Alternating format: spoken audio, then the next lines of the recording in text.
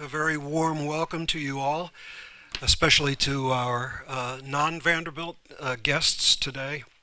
Welcome to Vanderbilt Divinity School and to the first of our Thomas Merton Centenary Celebration events. This afternoon's lecture is the first of 6 events over the next few days, today, tomorrow, and Saturday morning, commemorating the legacy and the spirit of Thomas Merton. If you wish to have more information on the Merton events, you can find everything listed and described in detail at www.religionandarts.com. And if you can't remember that, there are posters on the door with the URL, the address. One side note, but very important note: you're getting a sneak peek today at one of tomorrow's events, A Hidden Wholeness, the Zen photography of Thomas Merton. These are all Merton's images that he captured himself. It's a lovely show. We'll be doing an opening tomorrow from between 3 and 7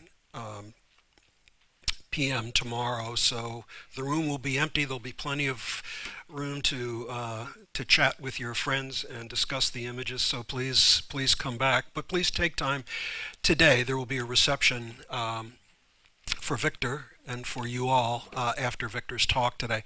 So hang around, please, and enjoy and have a glass of wine or a bottle of water and look at the images today.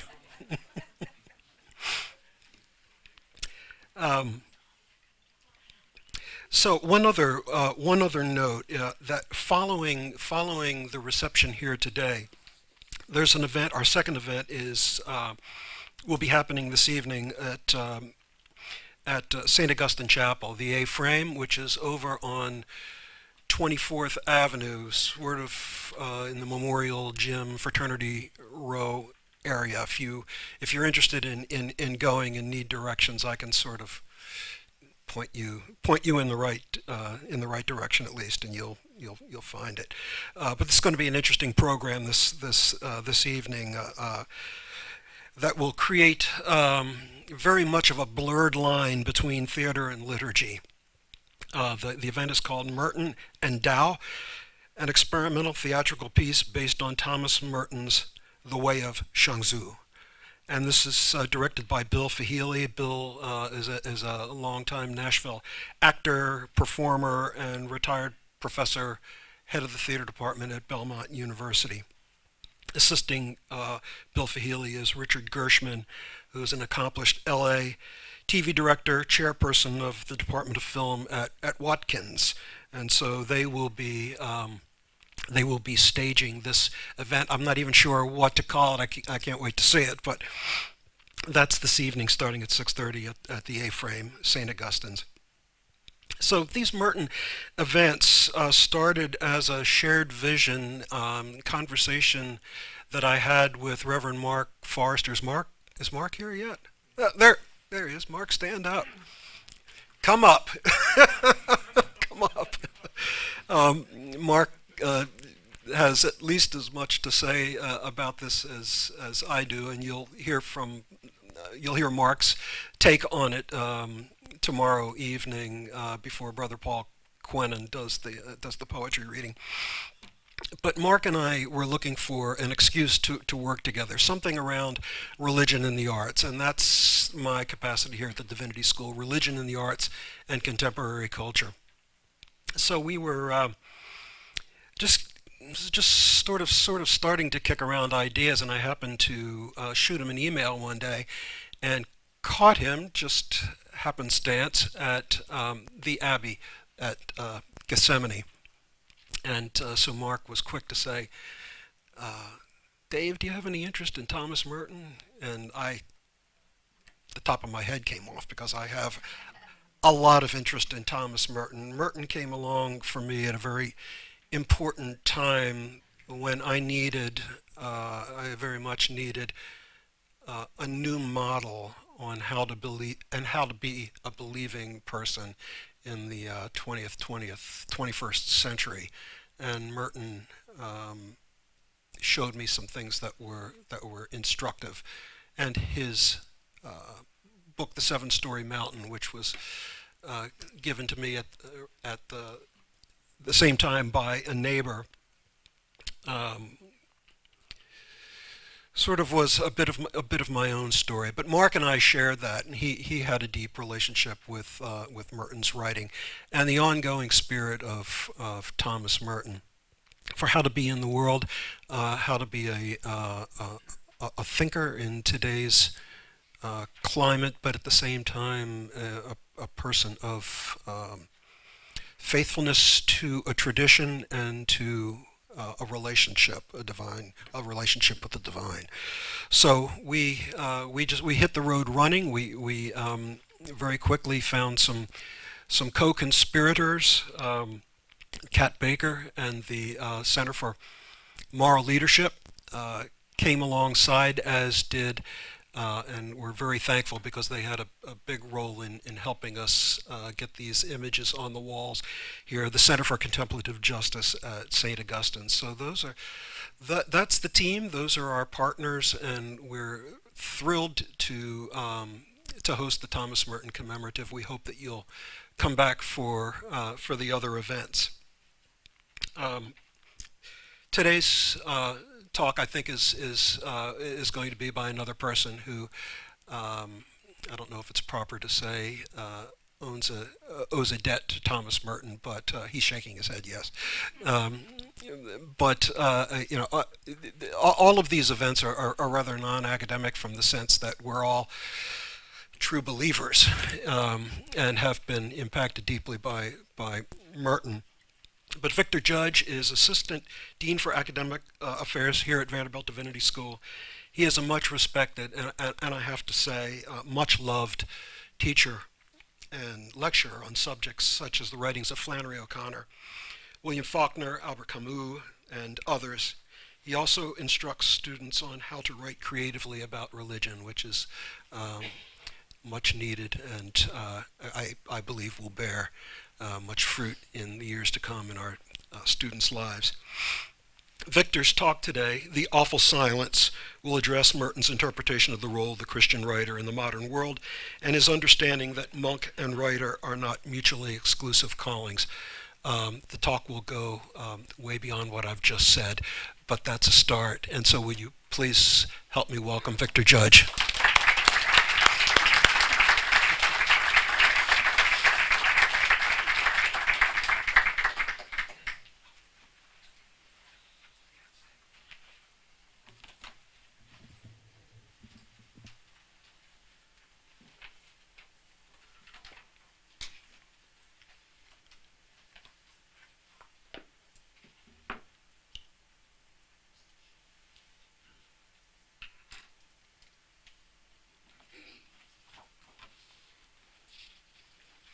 Thank you, Dr. Perkins, for your kind introduction. I should like to acknowledge the following individuals for their generous support of this afternoon's assembly. The Reverend Dr. Emily Towns, Dean of Vanderbilt University Divinity School, for her support of the commemoration of the Merton Centenary and the role of the arts in theological education. Also, Dr. Phyllis Shepard, the Associate Dean for Academic Affairs, for her encouragement as I researched and composed our lecture. Dr. David Perkins and the Program for Religion and the Arts in Contemporary Culture, and for arranging for the exhibition of Merton's photographs, and especially for conceiving of the design of the poster in which the words that illustrate the vocation of Merton coalesce so beautifully. The Reverend Dr. Mark Forrester, the University Chaplain and Director of Religious Life, for the vision he shared with Dr. Perkins in planning this commemoration, and for his collaboration with the Office of the Dean of Students and the staff of Project Dialogue. We know that dialogue is a word of primary importance in the lexicon of Thomas Merton. When His Holiness Pope Francis addressed the American Congress on September the 24th, he acknowledged the roles of four Americans who offer us an alternate way of seeing and interpreting reality: President Abraham Lincoln and his vision of liberty, the Reverend Martin Luther King Jr. for his vision of liberty and plurality and non-exclusion, Dorothy Day for her vision of social justice and the rights of persons, and Thomas Merton for his openness to God and for his capacity to dialogue. Your work, Reverend Forrester, with Project Dialogue works to ensure that the art of dialogue is not reduced to mere rhetorical flourishes. Dr. Catherine Baker and the Cal Turner Program for Moral Leadership, the theology of Thomas Merton is integral to Dr. Baker's vocation. The Reverend Becca Stevens and the Center for Contemplative Justice at St. Augustine's Episcopal Congregation, and to you for your attendance and participation in the centenary celebration of Merton's birth. I thank you. Not only are we celebrating the centenary of his birth, but 1 week from tomorrow, on December the 10th, we commemorate the 74th anniversary of his entering monastic life, and on that same day, we commemorate the 47th anniversary of his death at the premature age of 53. He will die in Bangkok from the effects of an accidental electrocution on the 27th anniversary of his entering the cloister. For me to lecture upon the life of Thomas Merton with the justice he deserves, I would need another century. But in the time we have this afternoon, I am hopeful this lecture will deepen the intellectual and spiritual relationship you presently experience with Merton, or that a constructive dialogue between you and Merton will commence. In his life, Merton was hailed as a prophet, an eloquent spiritual writer and priest who endeavored to forge the grammar of the Gospels with the grammar of the gospel of the turbulent decade of the 1960s. For translating into poems and essays the dictates of his conscience as a witness for peace, for committing his life to resistance against all manifestations of tyranny, for breaking the silence of complicity to social injustices, for comparing the Nazi Germany of 1932 to the Jim Crow South of the 1960s, Thomas Merton would be censured for the societal and ecclesial indictments he rendered, and he would be accused by the Federal Bureau of Investigation of being a communist. For stating that the Catholic Church's position on nuclear war needed to be as strict as the Church's position on contraception, for arguing that if a Christian were to study the religious and philosophical traditions of the East, that one would discover that the horizon of the world is no longer confined to America and Europe, and that the Eastern and Western religious traditions are related by the common desire to transform human consciousness through spiritual discipline, and for suggesting that the teachings of Christianity and the early writings of Karl Marx are reconcilable because both schools of thought are revolts against the alienated life. Thomas Merton, a man hailed as a prophet who inspired a generation to form a consciousness on race, war, and justice, would also be condemned as a blasphemer. I should like to begin our lecture this afternoon in the same way I shall conclude, by recounting two personal narratives involving the spirit of Thomas Merton. In 1988, 2 decades after Merton's death, I was serving as a visiting instructor at the University of St. Francis in Joliet, Illinois, where I was assigned to teach a class in expository writing. Among the writers represented in our anthology was Thomas Merton, and the editors had chosen a chapter from Merton's spiritual autobiography, The Seven-Story Mountain, a book that would sell 600,000 copies in the first year of publication, and a book that Merton himself would describe, as he developed his craft as a writer, as a book composed in youthful and undisciplined prose, and that his book, inspired by his studies of the Chinese philosopher Zhang Su, was his real autobiography. During our discussion of the reading assignment at this Franciscan institution, I mentioned that when Merton was discerning a religious vocation, he initially sought admission to the order of the Franciscans and was accepted. However, in a moment of uncompromising honesty, when Merton voluntarily disclosed to the director of vocations that before his conversion to Catholicism, while he was in England as a student at Cambridge University, he had known a woman intimately and by whom a child had been conceived and born. Merton's disclosure of this event in his life resulted in the Franciscans promptly withdrawing their acceptance of Merton for the order. Among the students in the writing class was a woman who was pursuing a baccalaureate in nursing. She was of the generation of women who had earned a diploma as the requisite credential for practicing as a registered nurse. However, not having a college degree conferred upon her was proving to be an impediment to promotions in her vocation, and her years of experiential wisdom gained in the hospital rooms proved insufficient for her voice to be heard in discussions of policies. Having reared her children and having provided for their college education, she had matriculated at the university to fulfill the requirements for the baccalaureate in nursing. After the final grades for the semester had been posted and the students came to collect their portfolios, the registered nurse asked if she could tell me a story about Thomas Merton, and a teacher is always eager to learn what the biographers and scholars have not documented. She told me that when she was studying to earn her diploma, as a student nurse, she was assigned to a patient named Father Lewis.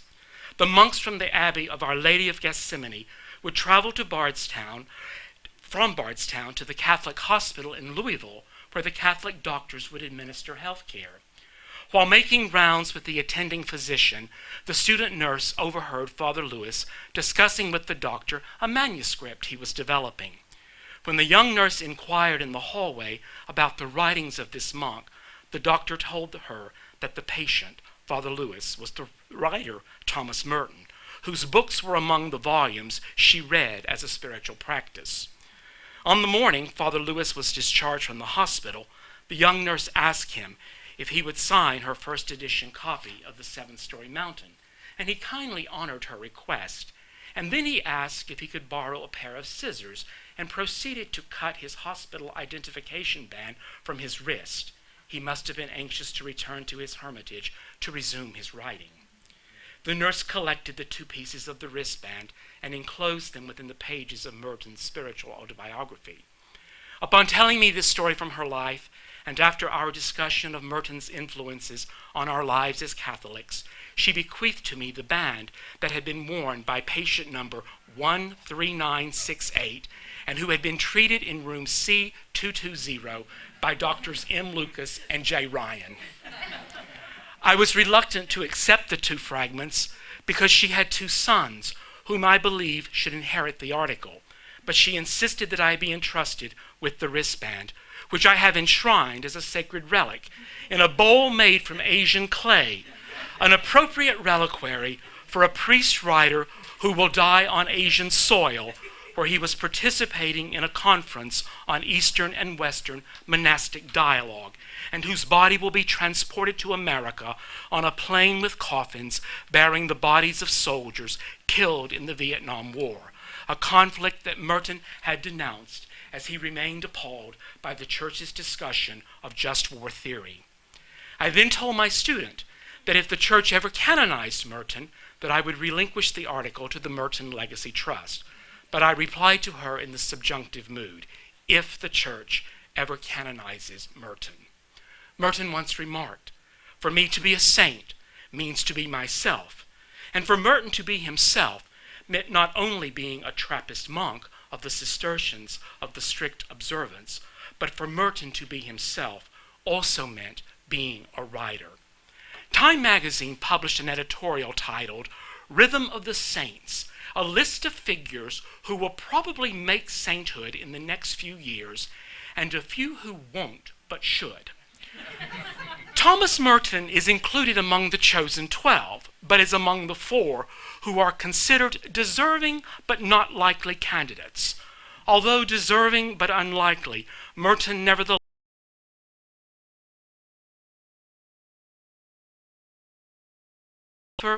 Martin Luther King Jr., and Cardinal Joseph Bernardine. Merton would appreciate the editorialist ecumenical interpretation of sainthood.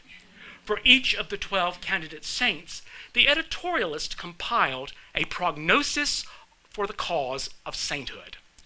And for Merton, the prognosis of his unlikely cause was documented in a sentence fragment.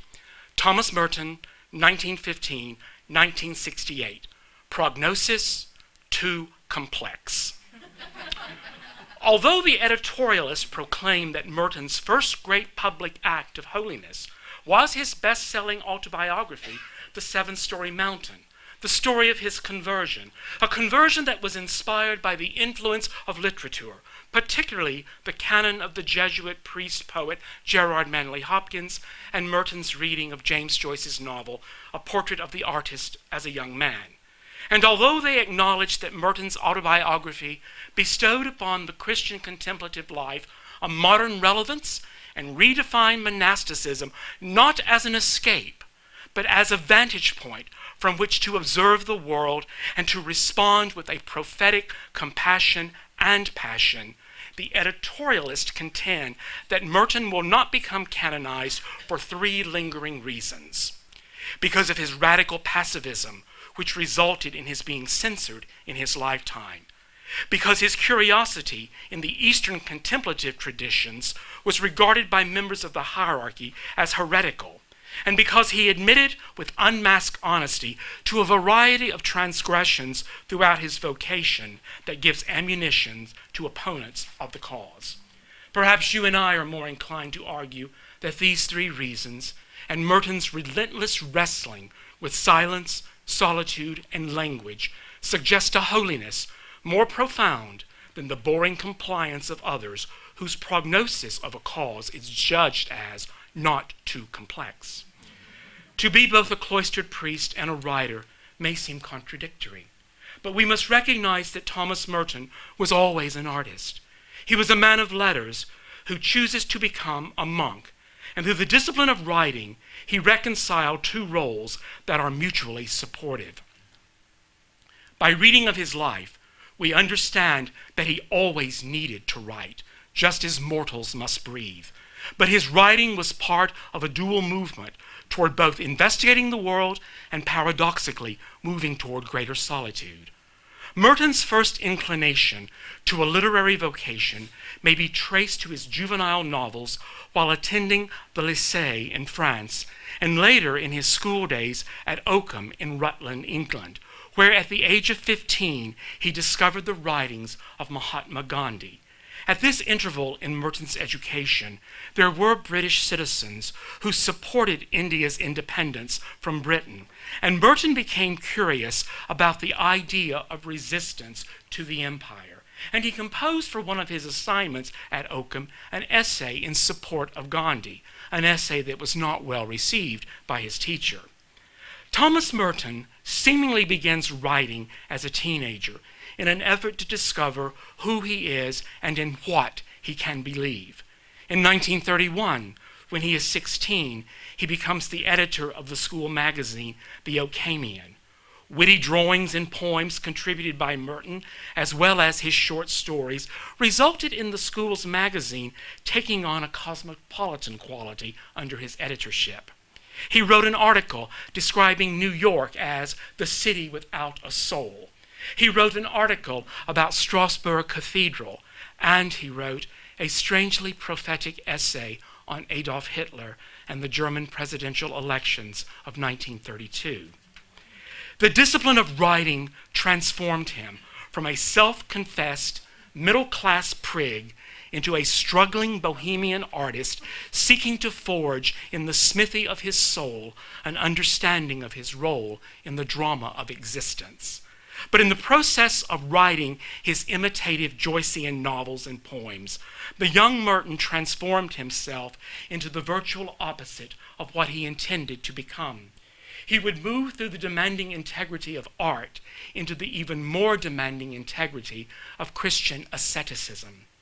He matriculated at Cambridge, where he affected a continental attitude and a British accent, and following a turbulent year at Cambridge, Merton's American grandfather ordered that he leave England and come to America to live with his mother's relatives. In 1935, he matriculated at Columbia University. He joined a fraternity, haunted the speakeasies, and had the reputation of being a popular date. and he became a member of the literary group on campus, serving as the art editor of the Jester of Columbia, and in 1936 he becomes the editor of the Columbia Yearbook. During his undergraduate years at Columbia, there is a record of his publishing numerous cartoons, poems, and editorials in the Jester, the Columbia Review, and the Columbia Spectator. And during his undergraduate studies, he would become profoundly influenced by his professor, Mark Van Doren, and by the intellectually stimulating companionship of his fellow students and future writers, Robert Lax and John Berriman, and the future influential publisher, Robert Giroux. Upon being graduated with the baccalaureate in 1938, the same year in which he would be received into the Catholic Church, Merton continued with his studies on the poet, mystic, and social critic William Blake, upon whom he will write his master's thesis. And during his graduate studies, he began writing book reviews for the New York Times Book Review and the New York Herald Tribune Book Review. These reviews demonstrate to us Merton's critical faculties at work, faculties that will mature in the cloister. Before he left New York for Gethsemane, Merton destroyed most of his early fiction. Only one novel, written in the summer of 1941, entitled Journey of My Escape from the Nazis, which would be published posthumously under the title My Argument with the Gestapo, escaped the flames. Although there was little time for essay writing during Merton's first years in the monastery, the essay was to become his most popular mode of expression in the later years of his vocation. He published over 250 essays during his lifetime. He worked with ease in the framework of the essay, especially during the years he served as Master of Novices from 1955 to 1965, since there was little time for the sustained writing of a full-length book. Doubtless, another reason why he chose the review article or the essay as a literary form was the constant demand made upon him by editors of magazines and journals, the request for essays on racial justice, especially when he was asked to review the first novel published by an African-American writer, A Different Drummer, by William Melvin Kelly.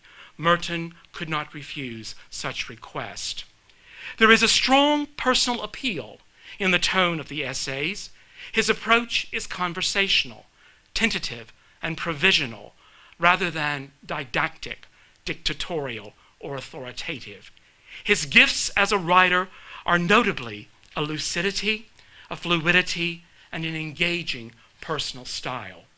His interest in art flowed from his consciousness of the artist's role in society, a role he saw as having an intimate connection with morality. His essays tend to coincide with the Sunday afternoon conferences to the community at the Abbey of Gethsemane during the last years of his life. Whatever he happened to be engaged in at the moment turned out to be the subject of his talks to his fellow monks. He was drawn to the canons of Nobel laureates Albert Camus and William Faulkner, whom he considered to be prophetic in their roles as writers. Merton believed Camus and Faulkner had assumed the role that he perceived the monk should assume, the role of prophetic witness. Writing did not necessarily make it easier to provide answers for Merton about the mystery of life.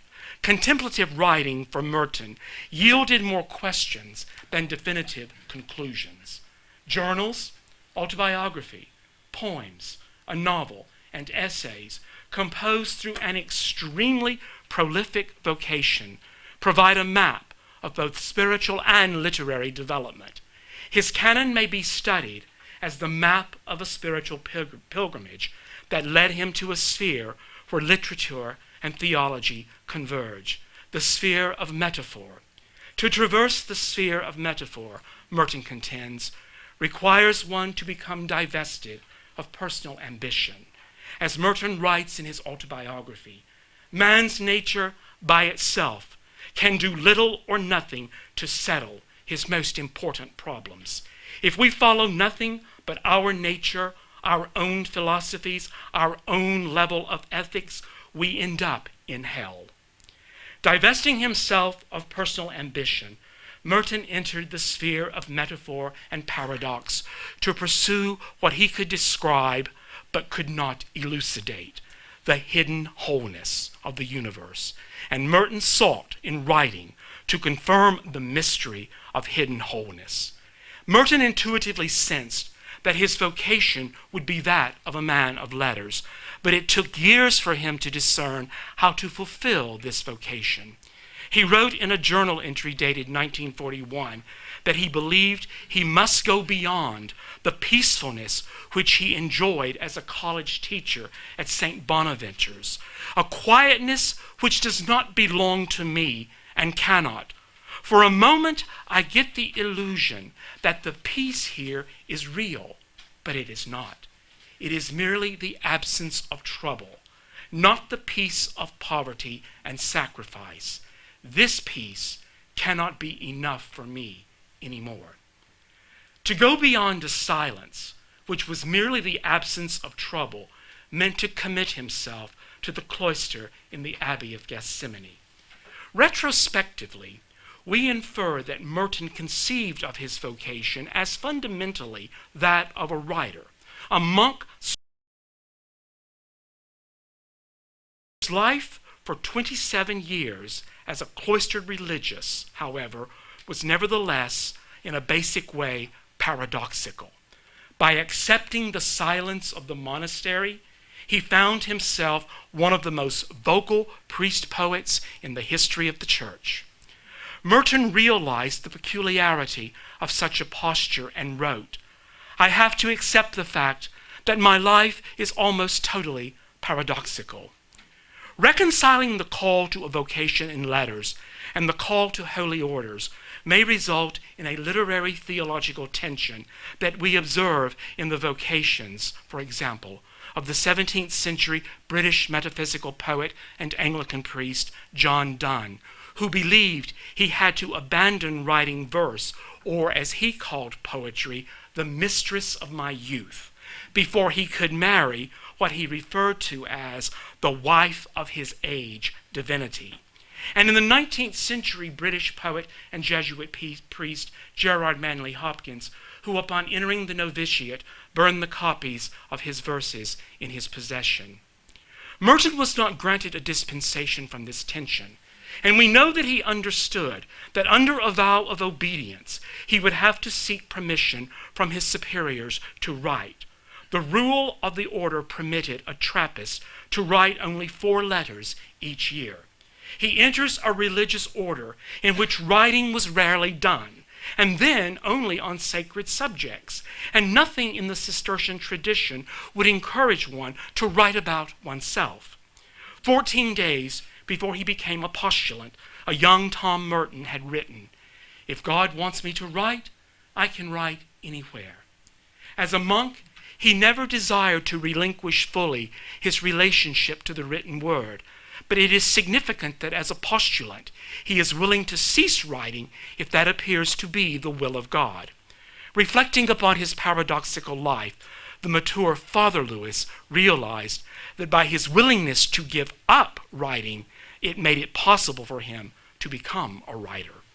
The mature Father Lewis would come to understand that the God who called him to the cloister was calling him as a writer who would become a monk, and that his desire to approach the hidden wholeness of the divine could be fulfilled through writing. Merton wrote, "If the monastic life is a life of hardship and sacrifice, I would say that for me, most of the hardship has come in connection with writing. It is possible to doubt whether I have become a monk, a doubt I have to live with, but it is not possible to doubt that I am a writer, that I was born one and will probably die as one. Disconcerting, disedifying as it is, this seems to be my lot and vocation. It is what God has given me in order that I might give back to him." In this statement, Merton expresses what may be cited as his motive for writing, to offer to God from the work of the writer's hands. The cloistered life, like the writing life, were not understood by Merton to be romantic escapes from the secular world. He believed that separation from the world was an illusion. Although silence and solitude are among the governing themes in his canon, he did not interpret these conditions of the cloistered life to mean walking out of the world. Silence, meditation become for Merton, as writer and monk, an opportunity to examine one's conscience, one's motives. He does not understand silence to be an external silence, an absence of sound, but a creative interior silence, the gifts of which one must not keep for oneself, but return to one's community and to God. Although Merton's superiors reminded him repeatedly that he had made vows to a Cenobitic community where he requested permission to live within the walls of a monastery. But repeatedly he requested permission to live outside the cloister in solitude in a hermitage. He was reminded that the Cistercians were not an eremitic community. But Merton argued that in the history of the Cistercians, there were hermits, and for monks who had proven themselves in community life, there was indeed the option to live in solitude. This was not a mere historical curiosity. Although Merton becomes the first North American Trappist to be given permission to live alone in the last 3 years of his life, his desire for solitude was not his renunciation of his community. He believed that he had reached an interval in his formation and in the cloistered life and in his journey of faith where he needed the prolonged stillness for his soul. But he was not denying his community or the world, and he offered the creative gifts of writing and inquiry that solitude could give. Like a writer, Merton knew that he needed to withdraw from the familiar in order to see, to establish a critical distance, to observe with a limited omniscience. But the writer has to return to community and offer to a community of readers the expressions from one's imagination. If one withholds one's gift from community, then the gift atrophies. As Merton would ask, how may we consider ourselves contemplatives unless we are committed to a community? And I argue there is embedded in Merton's question yet another question that he would ask. How may one consider oneself a writer unless one is committed to a community? As novice master and charged with the education of young monks, Merton was very careful in defining for his students the word renunciation in the context of monastic life. He dismissed the notion that one had to renounce everything when one crossed the threshold of the abbey. When the Nicaraguan poet-priest Ernesto Cardinal entered Gethsemane as a postulant, Merton was his novice master. Cardinal dutifully believed he would have to renounce all to become a monk, that he would have to renounce the writing of poetry, sculpting, and that he would have to renounce his contempt for the dictatorship of the Somoza regime. But Merton told Cardinal, "You do not have to renounce your creative gifts or your resistance to tyranny." The artist, he wrote, does not renounce himself, but enters into himself, not in order to work, but to pass through the center of his soul and lose himself in the mystery and secrecy of God living and working within him. This journey of the contemplative is the repeated act of losing oneself in mystery. But to compare the discipline of writing to a journey is seemingly paradoxical in the case of Thomas Merton. As a monk, he had taken a vow of stability to a specific monastery, which means that he would remain until death in the monastic community before whom he had professed his vows. But as Merton argued, when one takes a vow of stability, then one really can begin to travel. The habit of writing allowed Merton to travel, to move far beyond a concern with self. But as a contemplative, Father Lewis found himself drawn back into the world of writing and galleys and proof sheets. While the discipline of writing was a way for Merton to strengthen his personal relationship to God, writing also was an overt way to lead others on a similar journey. If his writing was to be for public and not for private edification, Father Lewis had to cultivate the discipline of a conscientious man of letters. To lead others through the discipline of writing, therefore, meant revisions, drafts, letters, plans, proposals, and deadlines. At times, these requirements of writing seemed to divert him too much from his religious life. But what we must remember is that for many years as a young monk, Father Lewis only had 6 to 8 hours each week to devote for writing. And given how prolific a writer he was, and knowing that he was given only permission for 6 to 8 hours a week in the early days of his vocation, it's astounding. As the decade of the 60s unfolded, Thomas Merton was changing, both theologically and literarily. He was unpacking his mind and shedding whatever false piety he believed he might have acquired as a cloistered monk. His book of social criticism, Conjectures of a Guilty Bystander, signaled his full transformation from a mere Catholic apologist to a contemplative culture critic, whose essays built a bridge from the sacred to the secular and from the modern to the millennial mind. Merton's writing from the last decade of his life possessed an apocalyptic dimension that made him decidedly different from other social critics and from his contemporaries.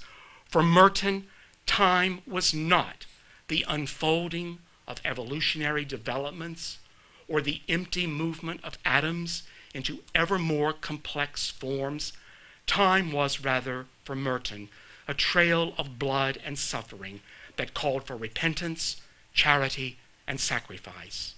As a consequence of this transformation, his work is more theologically mature than his literary peers, Jack Kerouac and Henry Miller, and more in touch with the realities of his time than those of his Catholic contemporaries, Jacques Maritain and Jean Leclerc.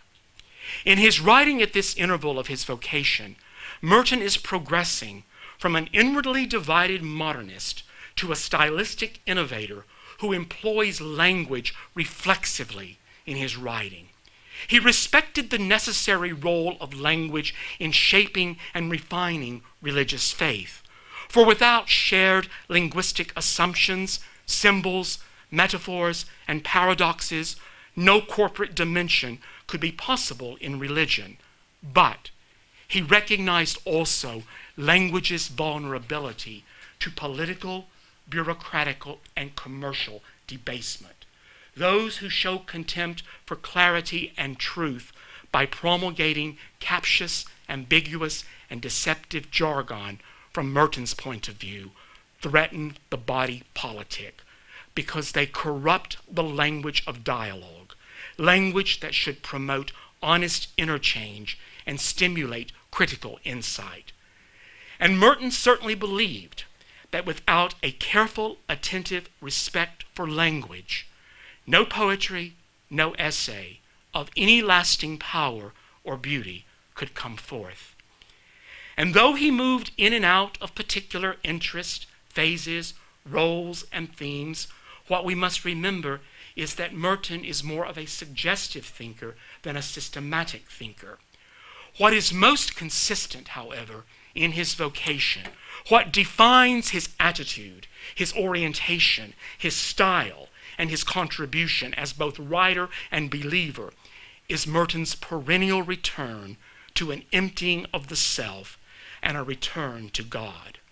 As a writer, he comprehended the danger inherent in attempting to describe God by admitting that ultimately silence is better than speech.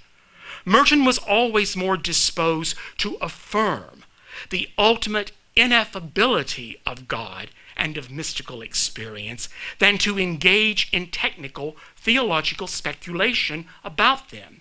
He was drawn to the discipline of the Desert Fathers and their refusal to engage in the numerous theological disputes of their age, and he wrote approvingly of them and said, "If these men say little about God, it is because they know that when one has been close to his dwelling, silence makes more sense than a lot of words." The summer of 1961, at the Abbey of Gethsemane, in the pastoral setting of Kentucky, the contemplative writer Thomas Merton became frightfully enlightened about the imminent threat of a nuclear war. And upon arriving at the horrific realization of the irrevocable effects of nuclear war, Merton described the horror as, and I quote, "purely and simply the crucifixion over again." To register his protest that writing must be abolished, Merton turned to language and began writing poems, essays, letters on the themes of war and peace. By the act of writing, he endeavored to create a spiritual chain reaction counter to the chain reactions of the bomb. His resistance to nuclear war was incarnated in his poem, "Chant to be Used in Processions Around a Site with Furnaces," which was published in the Catholic Worker. In a letter to Dorothy Day, dated August the 23rd, 1961, Merton wrote, "I still don't know what the censors think of the Auschwitz poem, Chant to be Used Around a Site with Furnaces, but there are very good chances that their judgment will be entirely negative, not because of faith and morals, but because a Trappist should not know about these things, nor should write about them. This, Dorothy, is sometimes a very great problem to me, because I feel obligated to take very seriously what is going on, and to say whatever my conscience seems to dictate. It is not contrary to the faith and to the teaching authority of the Church. Obedience is a most essential thing in any Christian, and above all in a monk. But I sometimes wonder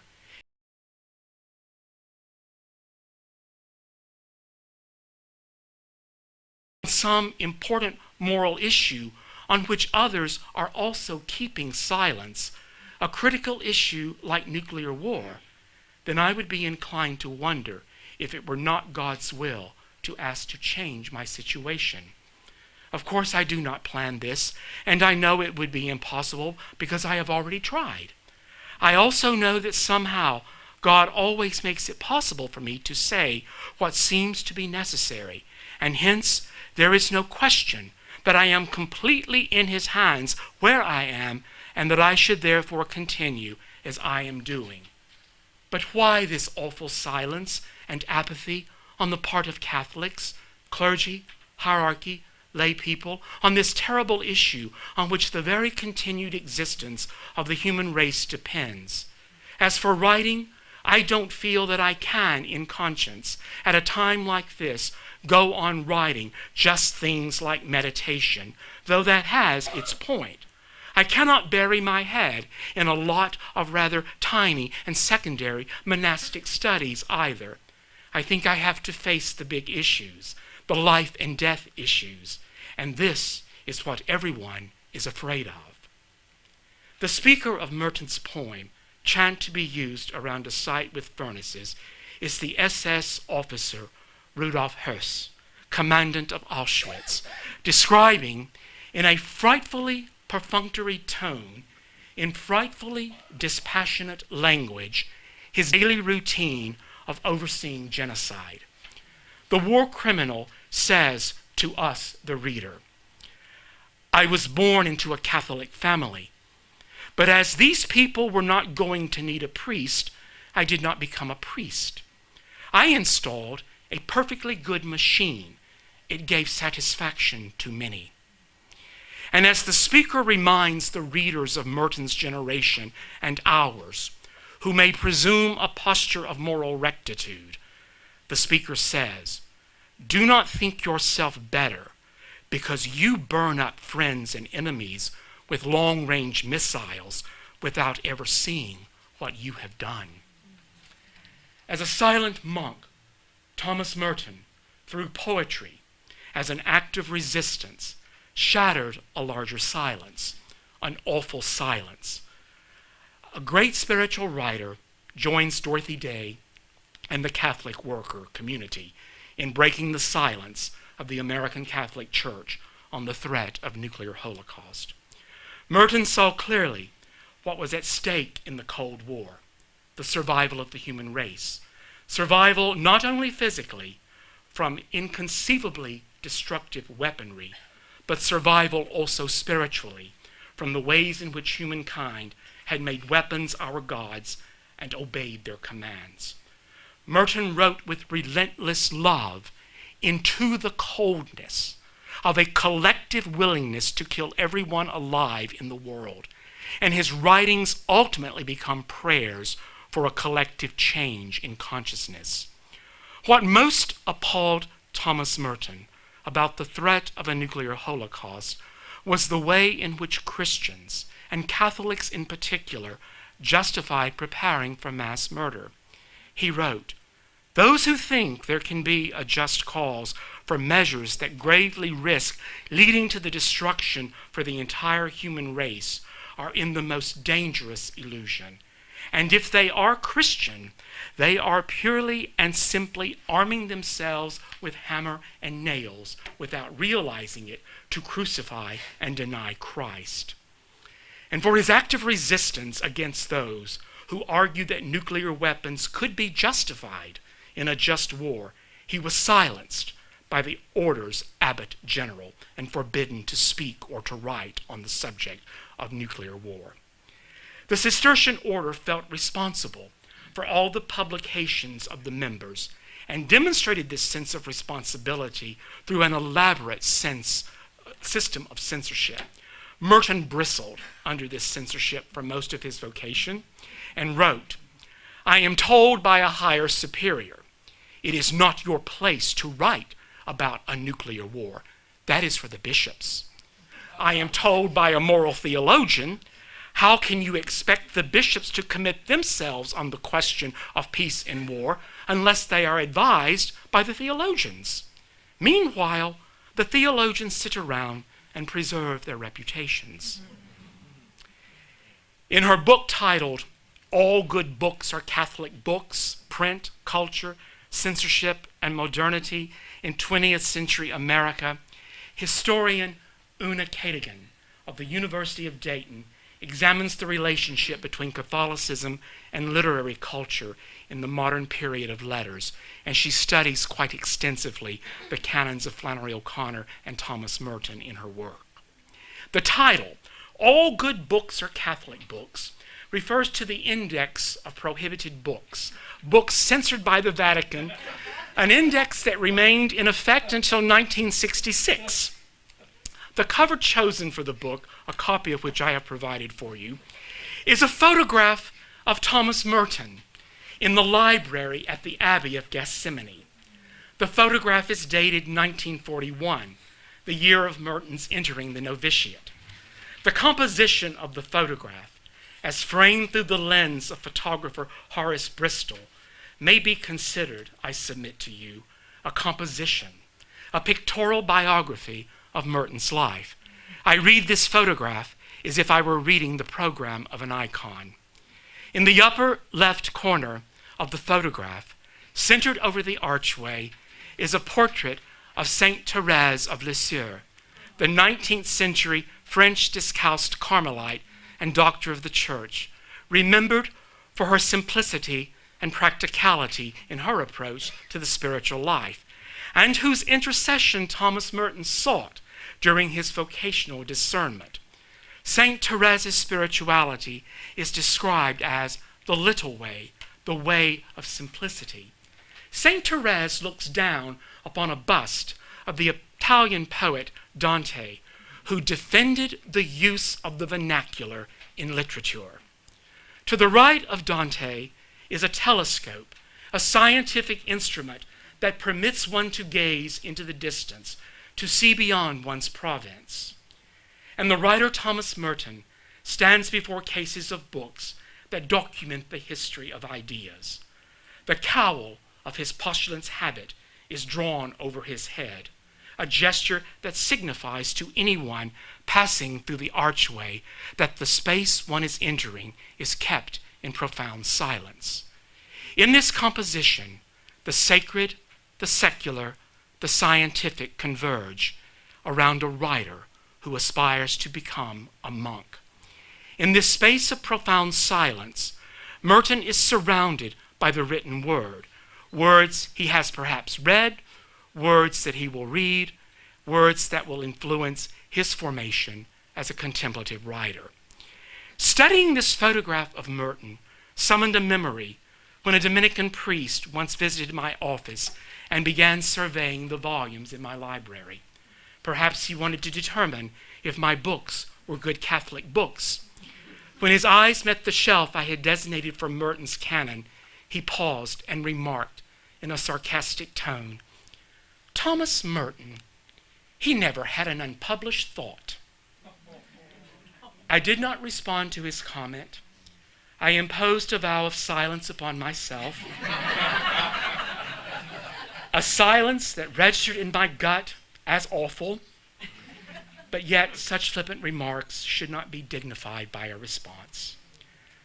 But I would say today to him, by virtue of our having the published thoughts of Thomas Merton, we have a model of grammar for the spiritual and ethical life, a grammar which Merton articulated for us in 3 words.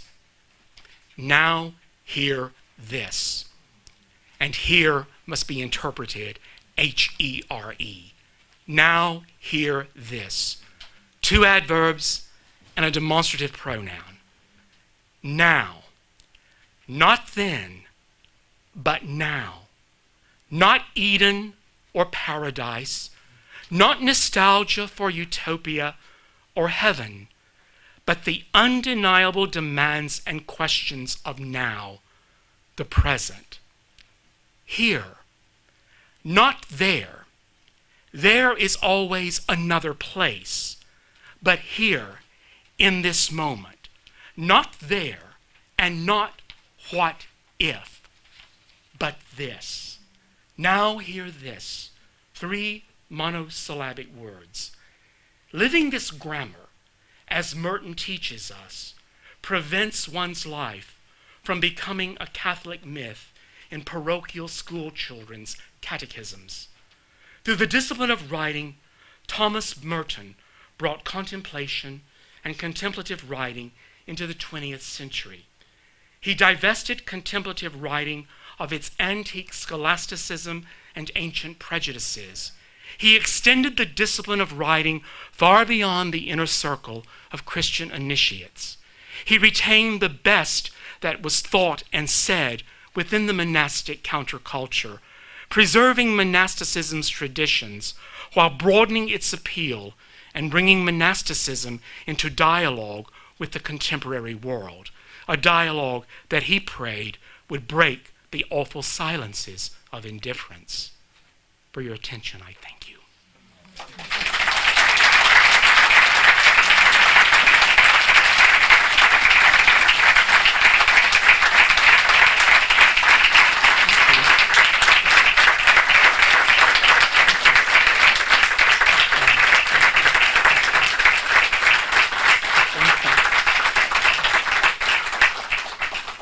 Merton is with us. Spiritually, certainly. This is a wonderful image that Professor Perkins has chosen. It shows him with that wonderful characteristic smile. What the monks at Gethsemane remember of him was that as difficult and as irascible as he could sometimes be, he was sometimes also as docile and as curious as a child, and I think that smile very much represents that aspect of his character. I'm hopeful that actually I think of this document that I composed and researched more of a reflection than a traditional academic lecture. And if there are any questions or criticisms or requests for dropout forms, I would be glad to address them, or perhaps during the reception we could continue this and move from lecture into dialogue, which Merton, I think, would appreciate. So, yes? Where are his papers? Are they at the University of Kentucky? Bellarmine. Bellarmine University, yes. Yes. And also in the archives at Columbia as well. You know, when one wants to study the early days of Merton's vocation, you know, one goes and studies the literary journals and the yearbooks that he edited and studies his cartoons and his witty poems as well. But they're at Bellarmine, where the Merton Legacy Trust is housed as well. Yes, Jim? Do you think he fell in love toward the end with the nurse? That was not my nurse, the student, by the way. Let me clarify. I want to clarify that. Thank you. What he proposed, Jim, and he actually, you know, characteristic of Merton was that he never tried to deny his humanity. For someone such as Merton, who wrestled with the relationship to God, that wrestling also was one which involved more than his spirit. It also involved his full humanity. In his relationship with the nurse, he told his superior about that relationship and had proposed to the superior that perhaps they could have what Merton described as a chaste marriage. But the abbot would not entertain that possibility, and under obedience he had to discontinue that association. But, yeah. Yes? Where can we find the letter he wrote to Dorothy? It is in the collection, it's called the Cold War Letters, which were published posthumously. When he was ordered by the Abbot General to cease from speaking and writing, he continued to correspond with his friends on the subject, and they collected the letters. They were published posthumously. But as I mentioned, the system of censorship was extremely strict. However, there is a clause in the statement on censorship that certain, and the language is, small magazines and journals do not have to come under the scrutiny of the entire general board of readers. And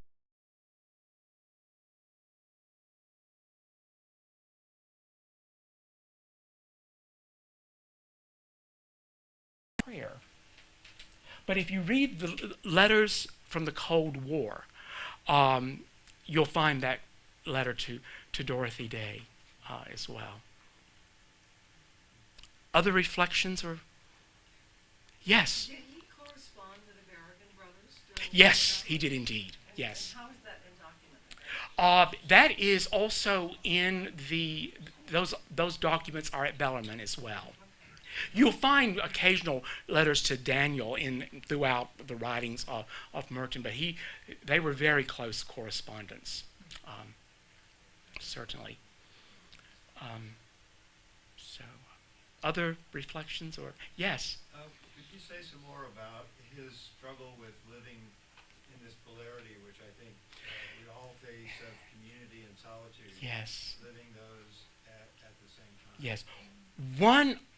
It's often a popular criticism or a flippant comment like the one that I heard in my office on Merton's legacy, that if he were so unhappy in community life, if he were so unhappy in this cenobitic environment, why not leave?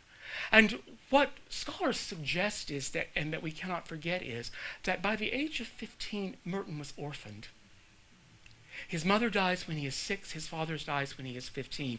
And it perhaps was his attraction to a community, to a family, that took him to the cloister.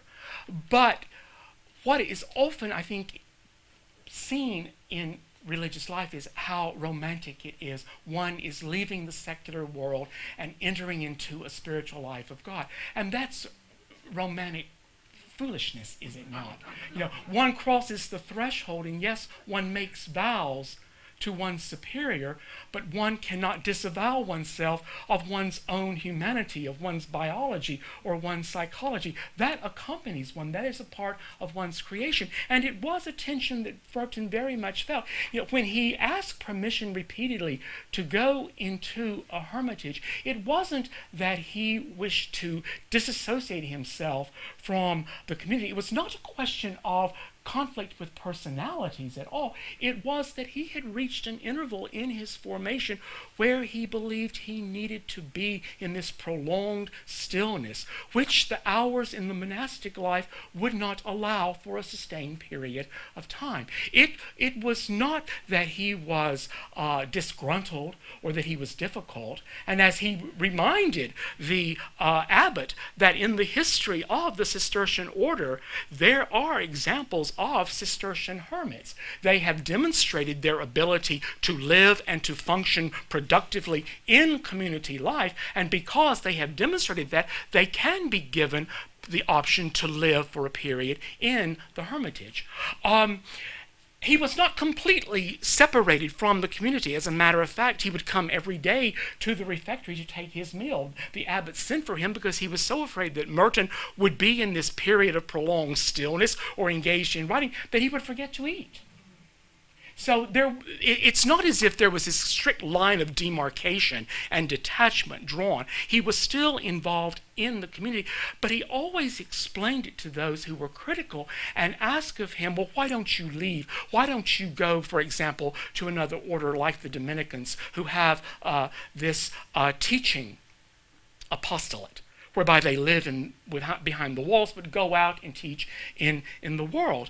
And he said to them, to his critics, that I am going into this hermitage to go deeper into myself, to experience what he described as that passing of the soul into the hidden wholeness of the divine.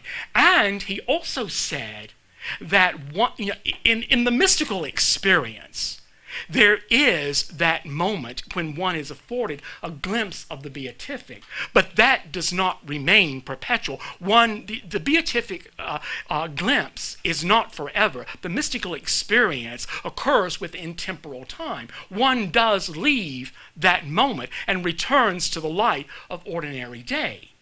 And the mystic then gives, through writing, through what is known as an illumination or a showing, the experience as recounted through the fallible human faculties.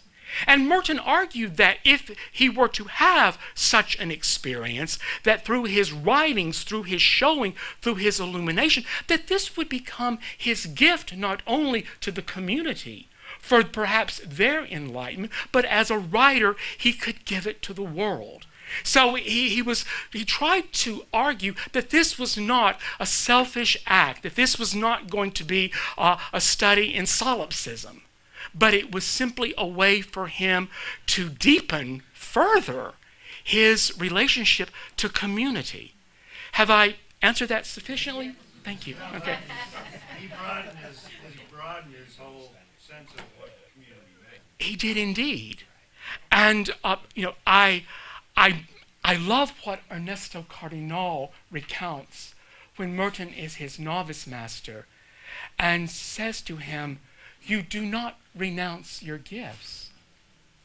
And of course, in his having Cardinal as a student, I think one of the most selfless acts in the history of religious life, and certainly in the history of pedagogy, is when Merton realizes that Cardinal knows more than Merton can teach him, and that he encourages Cardinal to take his gifts back to Nicaragua, back to the Latin American church, and to serve.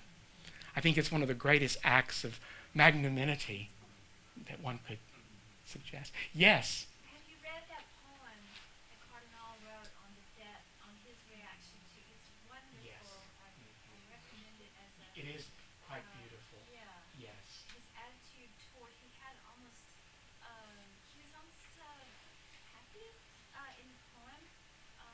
Of course he's grieving, but he has his joys along with it. Yes. It's like they're sharing a perhaps one that began in the novitiate. Yes, yes. Other questions or thoughts? Well, again, let me thank all of those who are responsible for this celebration that begins today, but also thank you for honoring Thomas Merton by your attendance.